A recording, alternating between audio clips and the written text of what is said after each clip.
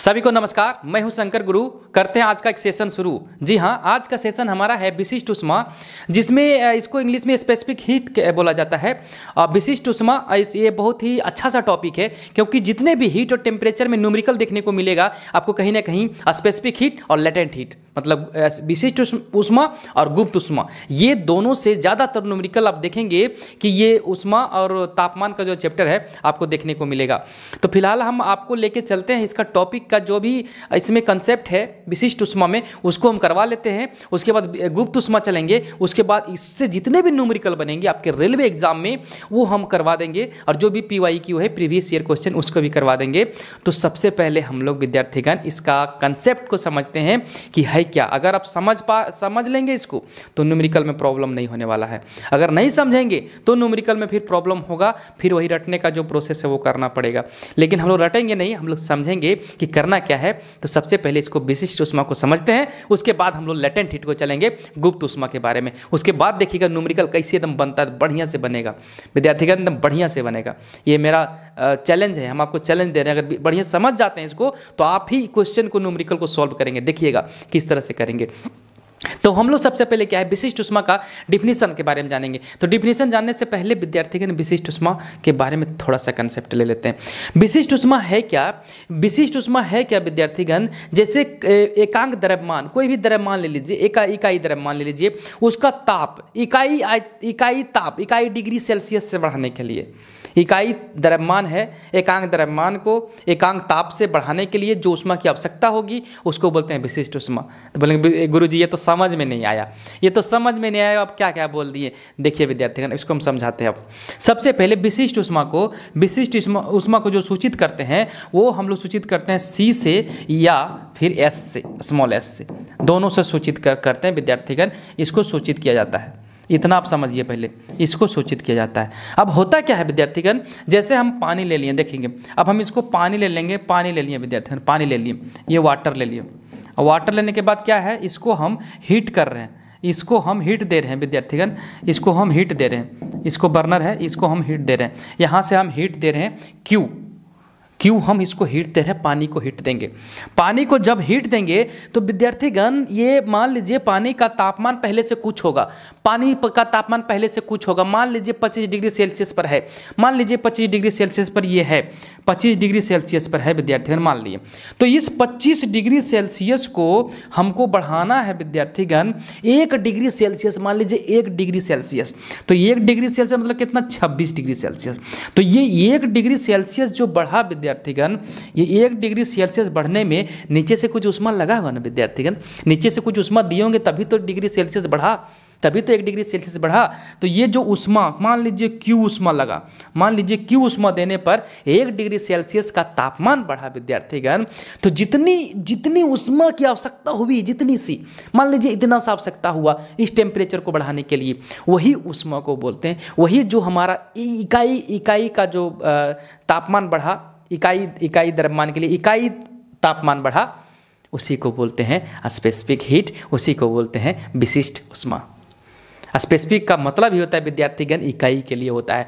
तो C से सूचित करिए या S से सूचित करिए, दोनों सेम है। तो अगर C लेके चलेंगे तो विद्यार्थीगण कितना हम हीट दिए, Q दिए, किसमें दिए, ये पानी का जो द्रव्यमान था उसको दिए। कितना तापमान का बढ़ोतरी हुआ, 25 से 26, तापमान में परिवर्तन कितना हुआ, डेल T विद्यार्थीगण। मान लीजिए पहले जो था, पहले तापमान था T1, अब हो गया T1 था 25 डिग्री, T2 हो गया 26 डिग्री, मान के चल रहे हैं। तो T1 से T2 जाने में ये डेल T, यही तो कहलाता है हमारा डेल T, यही तो कहलाता है विद्यार्थीगण डेल T। और यही डेल T हमारा m into del T, C बराबर Q बटा m डेल T, यही जो C है हमारा, यही है विशिष्ट ऊष्मा। इसी को बोलते हैं स्पेसिफिक हीट, इसी को बोलते हैं स्पेसिफिक हीट। अब इसको बढ़िया से लिखिएगा, कभी कभी क्या करता है S लिख देता है, स्मॉल s बराबर होता है Q upon m del T। दोनों सही है विद्यार्थीगण, दोनों सही है। अगर इसको हम सीधा करके लिखेंगे, Q का मान केवल निकालेंगे तो ms डेल T, ये भी एक देखिएगा हमारा फार्मूला के रूप में आ गया। ये Q दी गई ऊष्मा, Q क्या है, दी गई ऊष्मा है, Q दी गई ऊष्मा है, ये है दी गई ऊष्मा है ये। और ये क्या है एम, एम जो हमारा है विद्यार्थीगण, जो हमारा एम दिख रहा है यहाँ पर, एम है द्रव्यमान जो हम ले रहे हैं, पानी या गैस जो भी लेंगे द्रव्यमान है, इकाई द्रव्यमान। एस है विशिष्ट ऊष्मा, एस है विशिष्ट ऊष्मा, और टी है ताप परिवर्तन, ताप में परिवर्तन, ताप में परिवर्तन। इतना देखने को मिला, इतना देखने को मिला विशिष्ट ऊष्मा के केस में। अगर हम सी वाला केस लेके चलेंगे, अगर सी वाला केस लेके चलते तो Q इक्वल टू होता mc डेल टी। दोनों सही है विद्यार्थीगण, जो लेके चलना है आपको लेके चलिए। विशिष्ट ऊष्मा, विशिष्ट ऊष्मा कांस्टेंट प्रेशर पर भी डिफाइन होता है, कांस्टेंट प्रेशर के लिए भी डिफाइन होता है और कांस्टेंट वॉल्यूम के लिए भी डिफाइन होता है।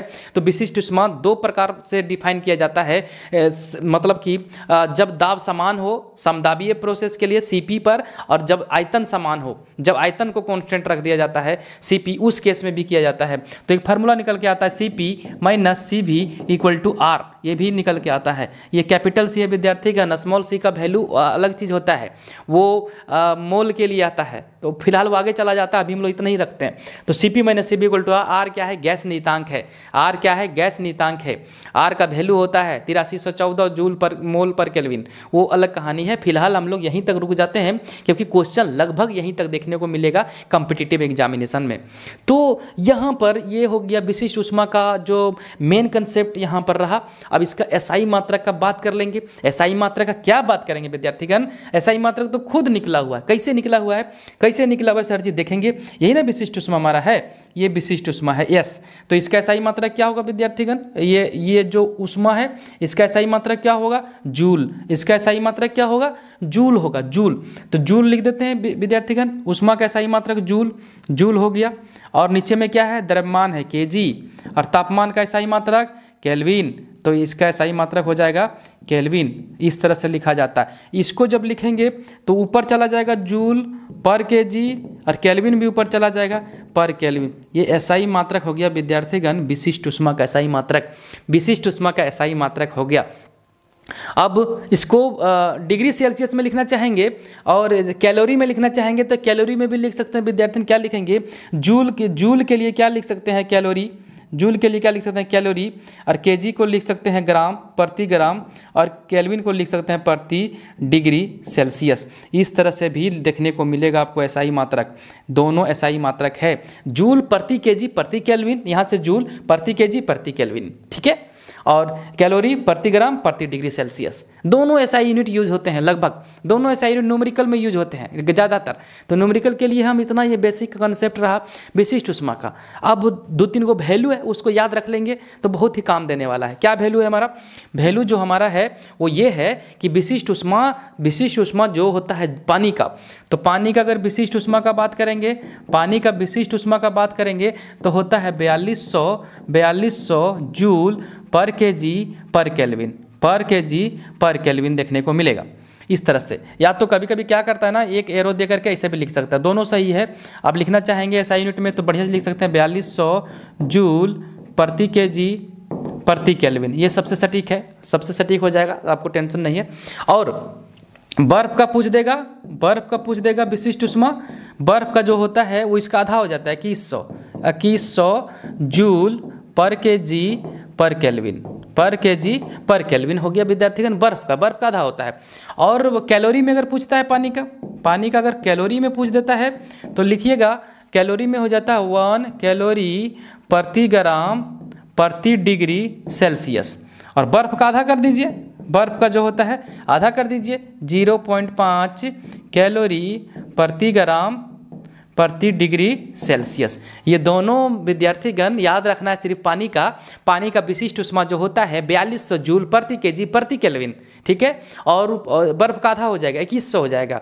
और फिर अगर कैलोरी में पूछेगा तो पानी का जो होता है वो 1 कैलोरी प्रति ग्राम प्रति डिग्री सेल्सियस, 1 कैलोरी प्रति ग्राम प्रति डिग्री सेल्सियस। और बर्फ का आधा कर देंगे 0.5 कैलोरी प्रति ग्राम प्रति डिग्री सेल्सियस। सबसे ज़्यादा होता है विद्यार्थीगण हाइड्रोजन का, उसके बाद पानी सेकेंड नंबर पर है। तो पानी का सबसे सबसे ज़्यादा यूज है न्यूमेरिकल में। तो यहाँ तक विद्यार्थी हम लोग क्या पढ़ लिए, विशिष्ट ऊष्मा के बारे में, जो इसका SI मात्रक जान लिए, इसका डिनोट कर लिए, इसका फार्मूला जान लिए, वैल्यू कुछ जान लिए, और क्या था कंसेप्ट वो जान लिए।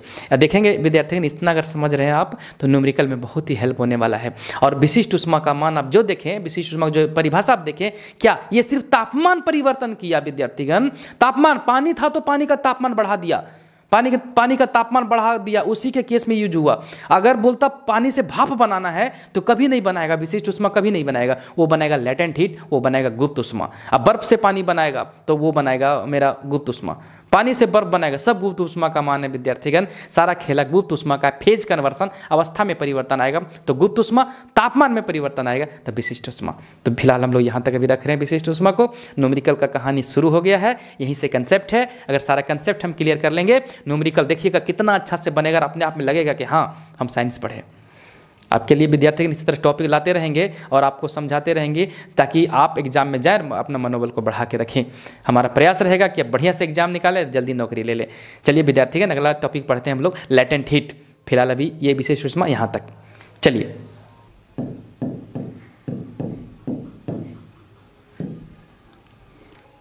आइए विद्यार्थीगण अब हम लोग पढ़ते हैं क्या, गुप्त ऊष्मा, लेटेंट हीट के बारे में। लेटेंट हीट क्या है? लेटेंट हीट सबसे पहले जो काम करेगा वो कांस्टेंट टेम्परेचर पर, कांस्टेंट टेम्परेचर पर तापमान नियत रखना पड़ेगा विद्यार्थीगण। लेटेंट हीट के केस में एकदम याद रखिएगा।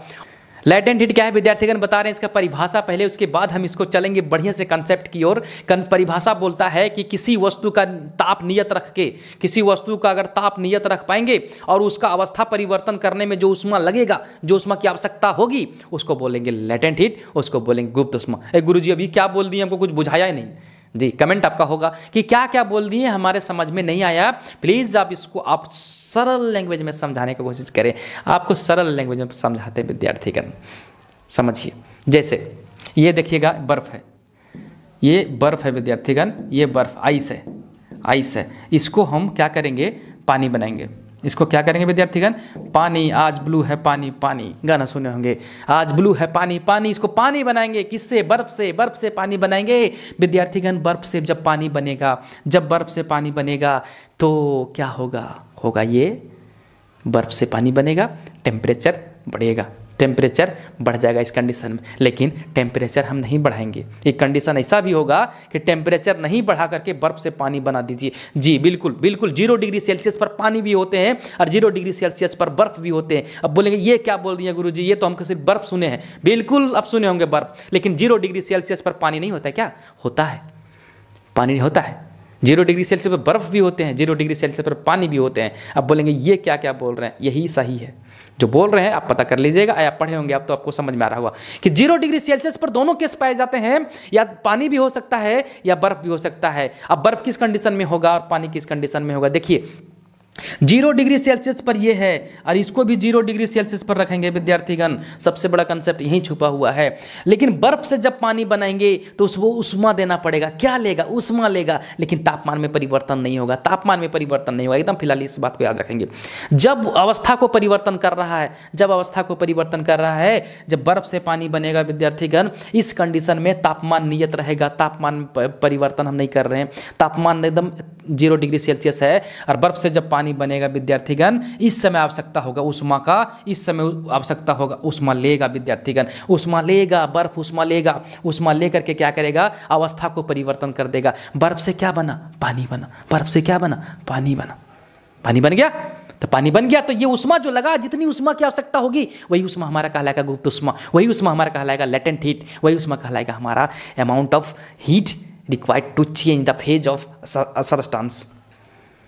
ये बर्फ से जो पानी बन रहा है तब लगेगा हमारा। अब पानी से बर्फ बना देंगे, पानी से बर्फ बना देंगे विद्यार्थीगण, उस समय हीट को हटाना पड़ेगा, हीट को निकालना पड़ेगा। उस समय हीट को निकाल लेंगे, उस समय हीट को निकाल लेंगे, वहाँ से पानी से बर्फ बन जाएगा। तो दोनों कंडीशन में देख रहे हैं अवस्था परिवर्तन हो गया। अब पानी से भाप बना दीजिए विद्यार्थीगण, अब पानी से भाप बना दीजिए। अब पानी से इसको अगर भाप बना देते हैं, वाष्प बना दिए, तो पानी से भाप बनाएंगे तो हीट लेगा, पानी से भाप बना देंगे तो हीट लेगा। अब इस कंडीशन में क्या होगा, अब इस पानी को हम कर दिए 100 डिग्री सेल्सियस पर। अब ये 0 डिग्री सेल्सियस वाला कहानी काट देते करते हैं। अब ये पानी ऐसा कंडीशन होगा, ऐसा भाप कहाँ बनेगा 100 डिग्री सेल्सियस पर। जब बर्फ से पानी बन गया, अब पानी को टेम्परेचर देते रहिए, तापमान बढ़ाते रहिए, 100 डिग्री सेल्सियस पर इसको उबलने लगेगा।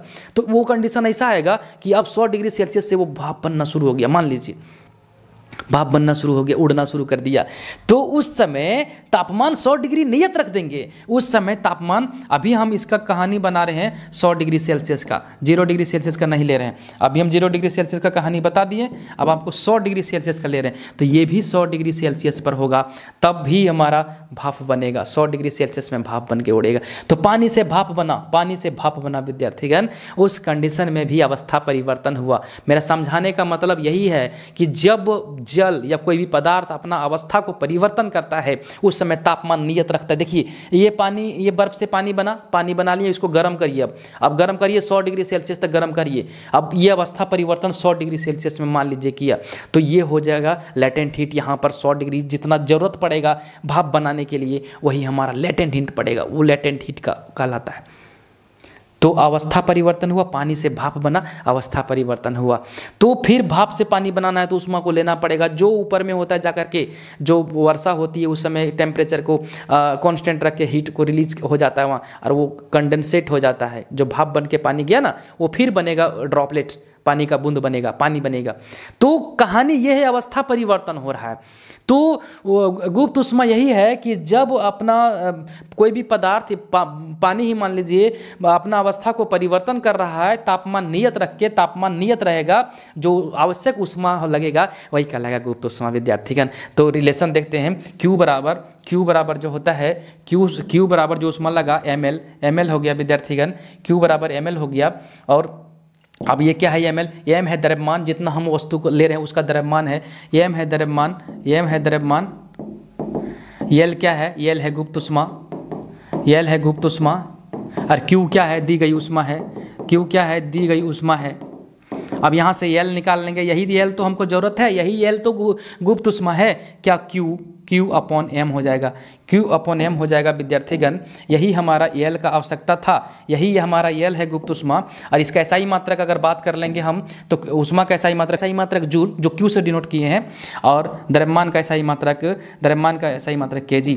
तो विद्यार्थीगण ये जूल पर kg हो गया, या कैलोरी प्रति ग्राम हो गया, या कैलोरी प्रति ग्राम हो गया। दो SI मात्रक इसका देखने को मिला आपको, दो प्रकार का SI मात्रक ये देखने का मिला। SI मात्रक है ये SI मात्रक है विद्यार्थीगण। यहाँ पर गुप्त ऊष्मा का जो वैल्यू मिला वो। अब बात रहा वैल्यू किसका होगा, तो वैल्यू बता देते हैं थोड़ा सा कि गुप्त ऊष्मा वैल्यू कितना दे रहा है किस सबस्टांस के लिए। तो पानी और बर्फ का बात कर रहे थे विद्यार्थीगण, पानी और बर्फ का। तो बर्फ की गलन की गुप्त ऊष्मा, बर्फ को गलने में 1 ग्राम बर्फ को कितना ऊष्मा लगेगा, तो बर्फ के गलन की गुप्त ऊष्मा, बर्फ का गलन मतलब गलने के लिए, गलन का गुप्त ऊष्मा ये हो जाएगा विद्यार्थीगण। इसका जो वैल्यू आता है वो आता है 80 कैलोरी प्रति ग्राम, वो आता है 80 कैलोरी प्रति ग्राम बर्फ की गलन की गुप्त ऊष्मा, ठीक है। और पानी से भाप भी बनेगा, पानी से जब भाप बनेगा उसमें भी तो अवस्था परिवर्तन हो रहा है। तो पानी के वाष्प का जो वाष्प बनेगा, वाष्पन लिख दीजिए, वाष्पन का गुप्त ऊष्मा ये बनेगा विद्यार्थीगण। ये कितना बनेगा विद्यार्थीगण, हम लिख देते हैं 540 कैलोरी प्रति ग्राम, या तो 536, दोनों होता है विद्यार्थीगण, 536 कैलोरी प्रति ग्राम दोनों होता है विद्यार्थीगण। याद रखिएगा ये दोनों केसेस लिया जाता है, जो 540 भी लिया जाएगा, 536 भी लिया जाता है, दोनों वैल्यू होते हैं। जो आपको ऑप्शन में मिलेगा मार दीजिएगा, आपका आंसर सही रहेगा, गलत नहीं रहेगा। न्यूमेरिकल में 536 भी लेके कैलकुलेट करता है, 540 आंसर लगभग करीब आएगा। तो ये बर्फ का गलने के गुप्त ऊष्मा कितना, 1 ग्राम के लिए कितना लगेगा, 1 ग्राम गलने के लिए 80 कैलोरी लगेगा ऊष्मा, तब हमारा वो गुप्त ऊष्मा, तब बर्फ गलेगा। और 1 ग्राम जो है पानी को भाप बनने के लिए 540 कैलोरी लगेगा ऊष्मा, या तो 536 कैलोरी लगेगा 1 ग्राम पानी के भाप बनने के लिए, ठीक है विद्यार्थीगण। यहाँ तक समझ में आ रहा है। अब कैलोरी को जूल में बदल देना है। कैलोरी के जूल में बदलने के लिए कभी 1 कैलोरी इक्वल टू होता है 4.18 जूल, ठीक है विद्यार्थीगण। कभी कभी क्या मिलेगा, 1 कैलोरी अप्रोक्सीमेट होता है विद्यार्थीगण, अप्रोक्सीमेट लगभग होता है 1 कैलोरी लगभग आपको देखने को मिलेगा अप्रोक्सीमेट होता है विद्यार्थीगण 4.2 जूल, जो आपको न्यूमेरिकल बनाने में सॉल्व होगा, मतलब हेल्प करेगा विद्यार्थीगण, जो आपको न्यूमेरिकल बनाने में ये डेटा हेल्प करेगा। तो यहाँ तक गुप्त ऊष्मा और विशिष्ट ऊष्मा का कहानी रहा। अब हम लोग इसका कलेक्शन देखेंगे न्यूमेरिकल का, शानदार तरीके से आपके सामने पेश होगा विद्यार्थीगण बहुत जल्दी, और वीडियो बन के आपको अपलोड हो जाएगा। तो 10 इसका बहुत अच्छा कलेक्शन किया हुआ क्वेश्चन है, और टेस्ट सीरीज में मिलेगा वो तो अलग है, लेकिन टॉप 10 हम कलेक्ट करके रखे हुए हैं, जो अब देखिएगा सॉल्व करेंगे सारा। ये दोनों चीज़ें पर हम पूरा न्यूमेरिकल को सॉल्व करके दिखा देंगे आपको, और कंसेप्ट दोनों है, बाकी बात ये जो डेटा है यही सब यूज होगा और बनेगा। बस कहानी है सिर्फ ये दोनों का, कंसेप्ट समझ में आया तो सारा चीज़ें समझ में आएगा विद्यार्थीगण, और न्यूमेरिकल क्या कोई भी क्वेश्चन रहे कंसेप्ट वाला सभी बन के निकल जाएगा। तो इसी तरह से पढ़ेंगे छोटा छोटा टॉपिक, और इस तरह मिला के पढ़ेंगे, जितना न्यूमेरिकल पोर्शन है वो आपके लिए बहुत जल्दी और चैप्टर का हाजिर होगा। फिलहाल हम आपसे विदा लेते हैं, मिलेंगे फिर नए टॉपिक नए एनर्जी के साथ, तब तक के लिए धन्यवाद।